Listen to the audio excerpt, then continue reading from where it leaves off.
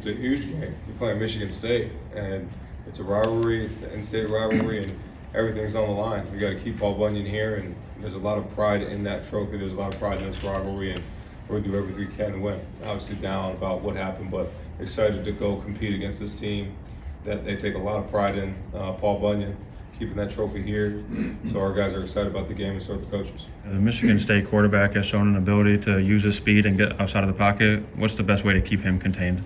Yeah, you got to do a great job with your rush lanes, and that's something we're going to stress and talk about. You got to do that with that guy, because once he gets outside the pocket, he can be dynamic. He can do some things to hurt you.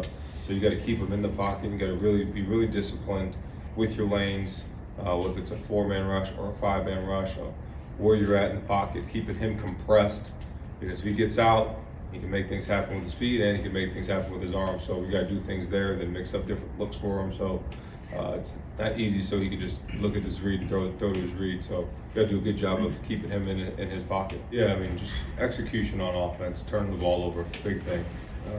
There's enough good, but not enough good. So we can't turn the football over.